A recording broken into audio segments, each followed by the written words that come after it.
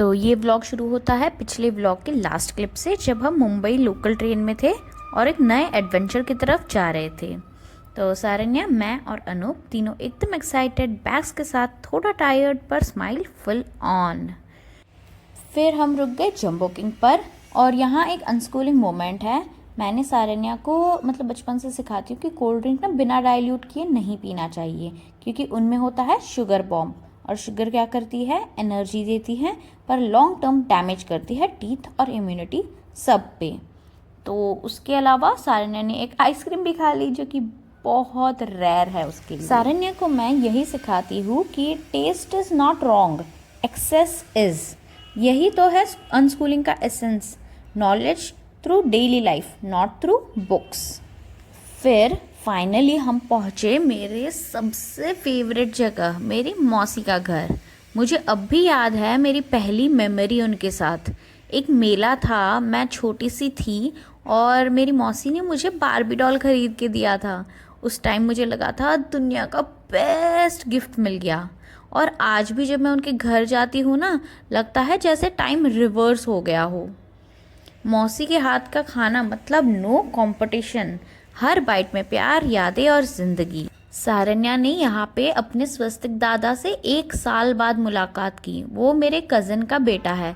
दोनों ने मिलते ही धमाल मचा दिया, पर एक क्यूट गलती भी हुई। सारन्या ना हर बार उसे राही दादा बुला रही थी गलती से। शायद उसके मन में अभी भी फार्म की यादें चल रही थी। राही उसका पहला रियल दोस्त था, और दोस्ती तो दिल में छप ही जाती है, पर स्वस्तिक दादा भी उसके लिए बहुत स्पेशल है, असली कज़िन जो है। शाम को सारन्या गई नीचे बिल्डिंग के पार्क में, उसका फेवरेट डक शेप स्लाइड देखा, और बस सबसे बड़ी स्माइल उसके ही चेहरे पे थी। फिर उसने एक न्यू फ्रेंड भी बना ली सोसाइटी में। दोनों ने मिलके कैच कैच खेला, पकड़ा पकड़ी खेली, झूले पे झूली, और वो भोली सी लाफ्टर पूरे पार्क में गुनगुनाई।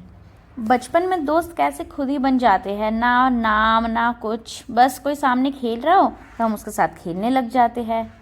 कितना सुकून था उस जिंदगी में भी।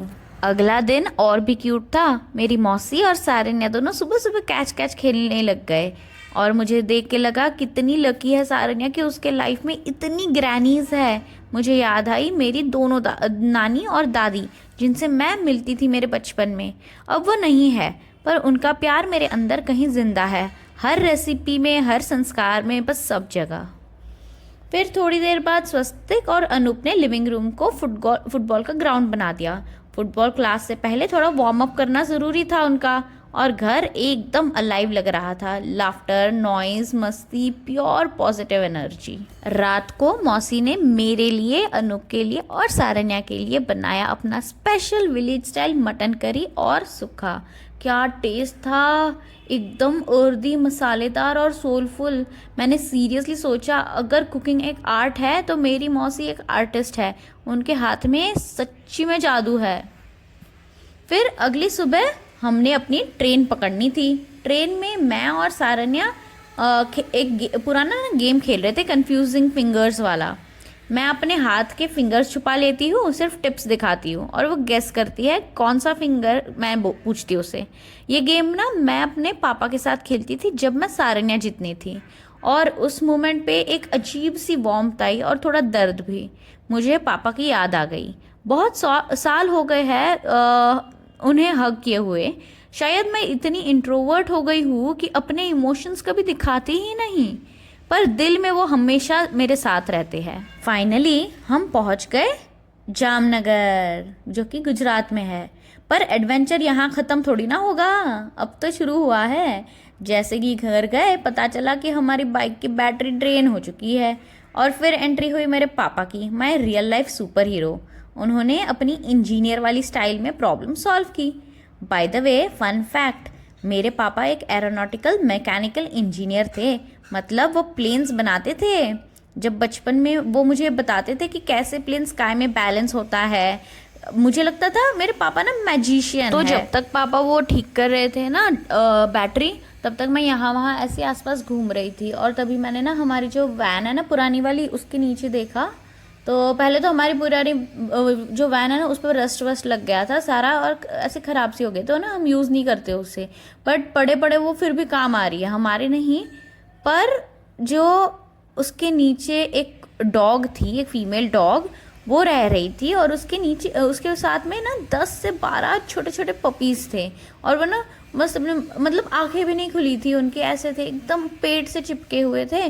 कुछ एक दूसरे के ऊपर चढ़कर सो रहे थे और कुछ ज़मीन पर मिट्टी खोद रहे थे जैसे ट्रेजर ढूंढ रहे हो।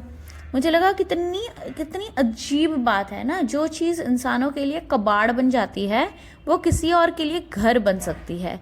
लाइफ का सबसे बड़ा अनस्कूलिंग लेसन यही है, हर चीज़ का वैल्यू रिलेटिव होता है। जहाँ हम कंफर्ट देखते हैं वहाँ कोई सर्वाइवल देख रहा होता है, और जहाँ हम रस्ट और ब्रेकेज देखते हैं वहाँ कोई वार्मथ और सेफ्टी ढूंढ लेता है। सारन्या उन पपीज़ को देख के ना बिल्कुल पागल सी हो गई थी एकदम खुशी में। वो छोटी छोटी टेल बैक करते बेबीज़ के पास जाके ना हाय बेबी ऐसे कह रही थी, उनके नाम्स इमेजिन कर रही थी जैसे कि चिंटू, परी, मोटू। मैं उसे रोक रही थी दूर से, और ना वो तो उनके पास जाना चाहती थी, क्योंकि ना वो मतलब जो पपीज़ थे ना वो एकदम न्यू बॉर्न है, उनकी आंखें भी नहीं खुली, और वो जितने क्यूरियोसिटी से उन्हें देख रही थी ना, मुझे लगा उसके अंदर नेचर और एम्पैथी दोनों साथ ग्रो हो रहे हैं। बस फिर मैंने उसे बोला, देखो सारन्या, ये भी सीखने जैसा है। ये कुत्ती ने अपने बेबीज़ को किसी बिस्तर, किसी कपड़े, किसी एसी में नहीं रखा, फिर भी एकदम सेफ है, क्योंकि प्यार और केयर दुनिया का सबसे बड़ा शेल्टर है। अभी जैसे पीछे अगर मैं मुड़ के देखती हूँ तो मुझे जो दिखता है वो ये है कि जाते जाते वो जो फार्म की मिट्टी, वो मछली की खुशबू, वो हंसी के पल, सब वही रह गए, बस हम बदल गए। कभी हम शहर के लोग बन जाते हैं, कभी गांव के, पर दिल के कोने में हम सब थोड़ा रूरल ही रहते हैं। आज का दिन ना एक रिमाइंडर था कि सिंप्लिसिटी के अंदर ही सबसे ज़्यादा सुकून होता है।